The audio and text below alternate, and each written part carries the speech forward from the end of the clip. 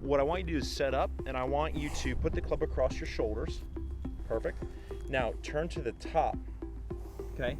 So obviously we don't want this lateral staying closed. We don't want this opening and everything moving around. What I want you to feel is I want you to feel like you start to open your pelvis as this club kind of stays pointed back to the right. Good, keep going, keep going, keep going. Good. Hey guys, Eric here out at the beautiful Don Law Golf Academy at Osprey Point Golf Club in Boca Raton, Florida. In today's video, we're going to be with my good buddy Josh Koch. Hopefully you've seen some of Josh's videos we did before. If not, Josh has a great channel on his own at Hit Bombs. He's got a great website with great content, hitbombs.com. He's also has a great Instagram, Josh Koch Golf. Now, if you would like to come down to beautiful sunny Boca Raton, I would love to work with you on your golf game. If you can't make it, would still love to work with you through CogornoGolf.com.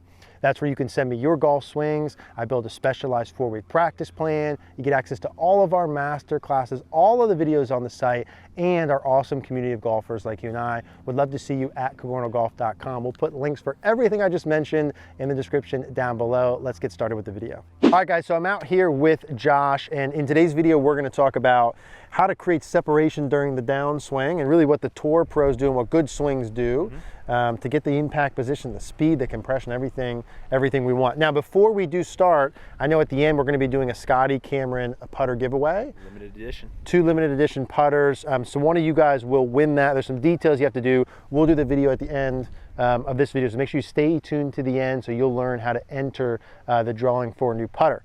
Now let's dig into this, Josh. I'm excited for this one personally, something that I can improve upon, and we were even just doing a little bit before of starting the downswing, creating separation between my upper body and my lower body. Right. I think that's something that really good swings have in them, right. Good players do, and B, a lot of normal people struggle with, right?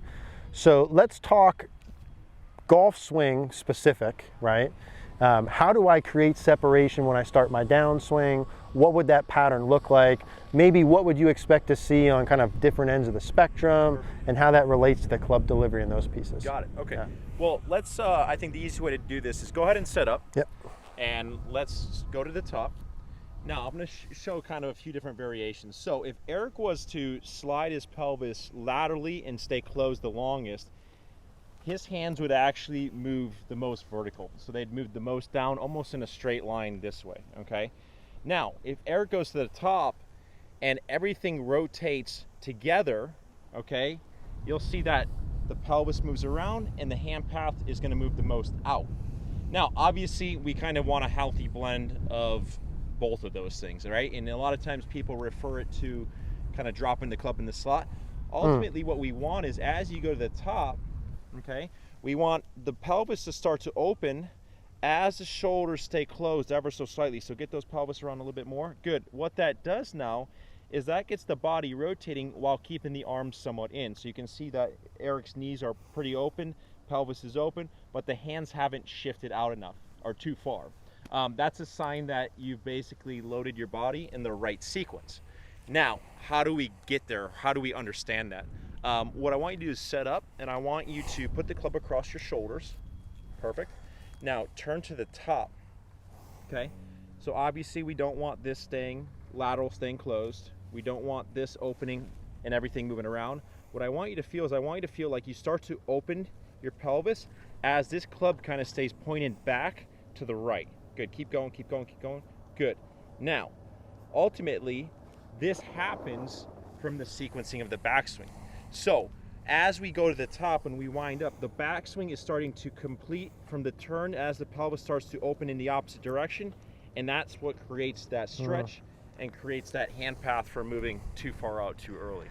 That's such a good visual, and I feel like I need to work this, but getting the butt of the club as I'm working back, maybe a little sooner than I think. Yep. The butt of the club continues turning as my pelvis starts to open. Right, it's the overlapping that's actually allowing that to happen, because I think a lot of people, they try to go to the top and they try to keep everything closed with their shoulders as they rotate, and I just don't think that's a really good representation of what's happening on. It's very hard to kind of keep this closed as this is moving. I think Very few people can actually do that. Yeah. But if you understand how to overlap the backswing and the downswing kind of in the right sequence, it happens automatically. I like that. And let me do a couple where I'm swinging some with this. So as I'm sort of transferring that feel, that provides a really good feel for me of as I'm going back.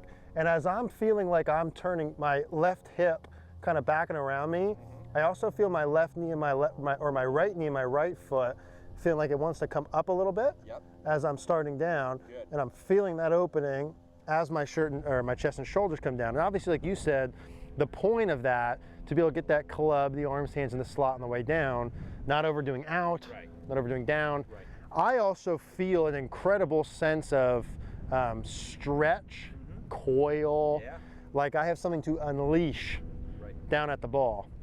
And part of the origin of this, guys, too, when we're working on some of the other pieces, was like, I need some more of this, right, in my swing.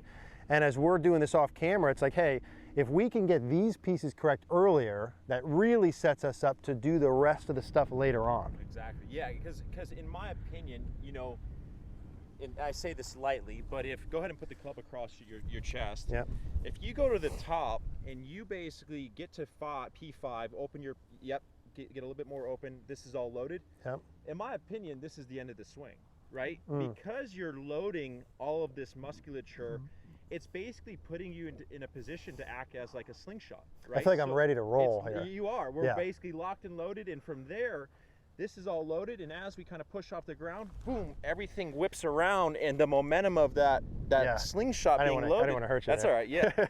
Whips everything to the finish. So, you know, like I say, if there's issues past this point, a lot of times it's a byproduct of something not being loaded through there correctly. Okay, because we were doing some of these, and as I was feeling it, and Josh was basically telling me, like, you know, if you did these things better earlier on, if I created these, it'd be a lot easier, more effective as you do it later. I can feel now doing them that is in fact true. So club across the shoulders, I'm making my backswing. Yep. As I feel like I'm starting down, I feel like I'm actually, so before the end of my backswing, I'm feeling like this is still turning back. Yep. My left side of my pelvis is starting to open. I'm planting my heel closer. Yep. And for me, I feel like my right knee and foot have to come up a little bit to help that turning.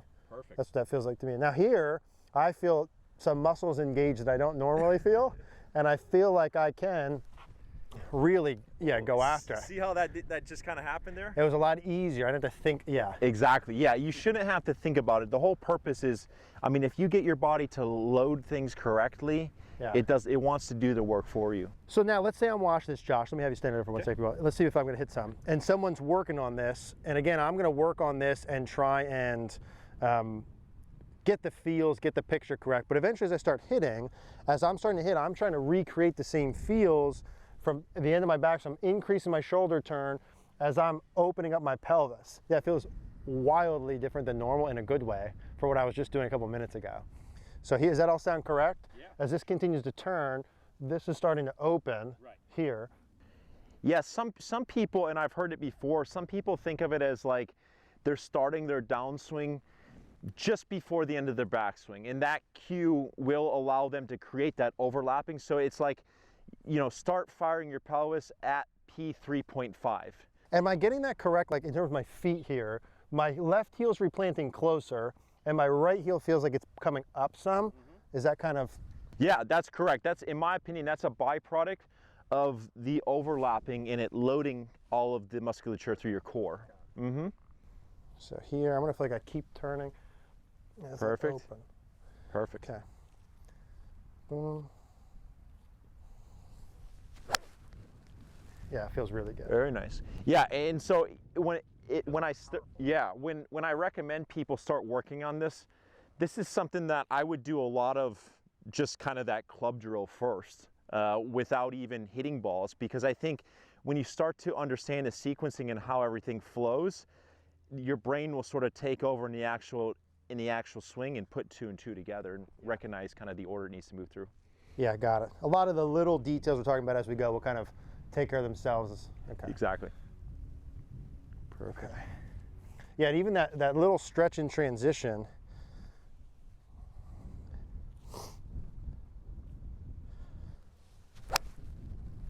Yeah, it feels good, dude. Yeah, and I was kind of how I had to figure this out was I was the player that stayed closed the longest. I had the hand path that went the most down. Yeah. And the problem with that is when you do that, okay, when you slide and this goes straight down, now the exit path the hands have to exit more to the right. So now rate of closure comes out. So then I started going, okay, well, I need to rotate more. So then I started rotating and everything started shifting out too far. And then I had kind of white fades. And then I had to realize, okay, I need a little bit of a balance between the two of them, and then understanding that as I start to open and the shoulders stay closed from the overlapping, it creates the perfect kind of hand path. And I love how all the pieces, you know, work together. Obviously, like we said, we're talking through the details of it, but a lot of the things will happen if you do this stuff earlier on. Guys, I hope that you guys enjoyed that. We throwed this one, and this wasn't part of the plan, but as we were talking about it, I think learning how to create that separation, how the pieces work together, can make a lot of the other stuff we're talking about wildly easier. So Josh, thank you, dude. I appreciate it.